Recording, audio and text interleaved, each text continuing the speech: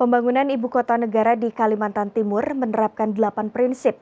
Salah satunya adalah prinsip sirkular. Apa yang dimaksud dengan konsep sirkular dalam pembangunan ibu kota baru bernama Nusantara tersebut?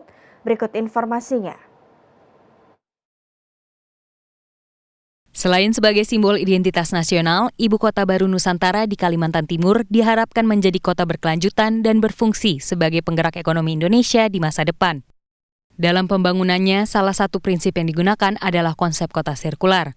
Artinya, perencanaan, proses pembangunan, dan fungsi kota menggunakan sumber daya secara efektif dan berulang.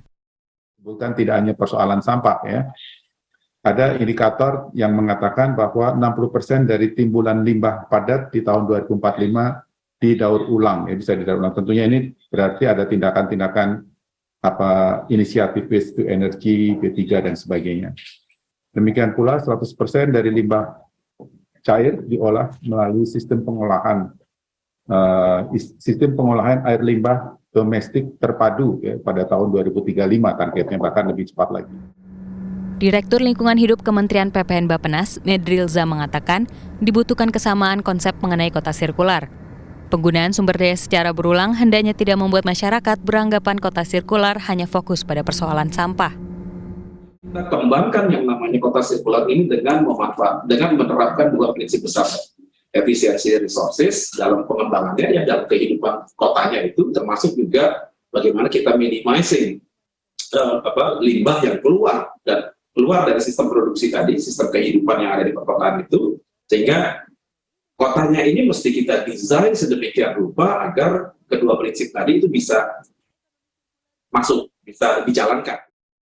Ketua Komite Komunikasi, Media dan Penghargaan Persatuan Insinyur Indonesia, Lucia Karina mengatakan, terdapat 3 hal utama yang harus diperhatikan dalam pembangunan kota sirkular.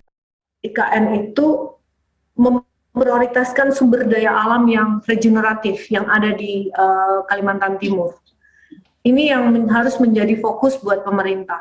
Kemudian yang kedua, sumber daya yang ada saat ini itu juga harus dipertahankan. Jangan sampai karena alasan pembangunan kemudian kita mengorbankan sumber daya tersebut. Dan yang ketiga, saya tahu persis bahwa Kalimantan itu juga merupakan salah satu sumber energi, baik itu energi dari air atau kemudian juga dari sinar matahari dan lain sebagainya. Nah, ini juga harus mulai dipikirkan, dimasukkan di dalam konsep pembangunan dari IKN tersebut. Deputi Director Green Building Indonesia, GBCI Prasetyo Adi mengatakan, emisi karbon dalam proses pembangunan gedung dinilai lebih besar daripada saat dioperasikan. Oleh karena itu, IKN sebaiknya memulai pembangunan dengan memanfaatkan sumber daya setempat.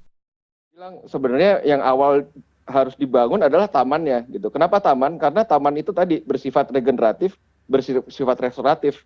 Dan yang kedua, dari taman sendiri, taman atau hutan kota, kita bisa konsepnya grow your own city. Southeast Asia Director Institute for Transportation and Development Policy, ITDP, Faela Sufa mengatakan, konsep walkable city atau 10-minute city yang akan diadopsi oleh IKN Nusantara sangat memungkinkan untuk diterapkan dalam konsep kota sirkular dalam radius 5 km. Untuk mobilitas di atas jarak tersebut, sebaiknya penggunaan kendaraan listrik diutamakan. Untuk bisa mendorong masyarakat berjalan kaki dan bersepeda, desain dari pembangunan IKN itu juga harus diperhatikan. Jadi nanti areanya kalau kita disuruh berjalan kaki, kita biasanya area untuk kalau kita jalan-jalan di luar negeri kan itu biasanya area perjalan kaki itu ada visual active frontage, kemudian mixed function. Jadi kita tidak bosan melihat tembok saja kayak gitu. Akademisi Persampahan ITB, Emenda Sembiring menjelaskan, penanganan limbah menjadi salah satu hal pokok yang harus diperhatikan sejak awal dalam desain kota sirkular. Sebagai contoh, pemanfaatan ruang terbuka hijau yang sebagian dapat difungsikan sebagai tempat pengolahan limbah cair domestik. Bisa saja sebagian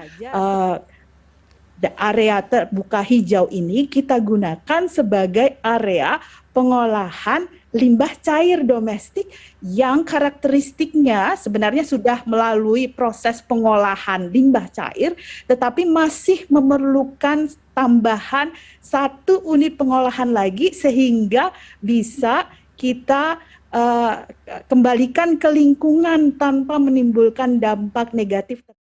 Sebagai informasi, pemerintah mulai membangun infrastruktur Ibu Kota Negara Nusantara di Kalimantan. 6.596 hektar bakal digunakan sebagai kawasan inti pusat pemerintahan.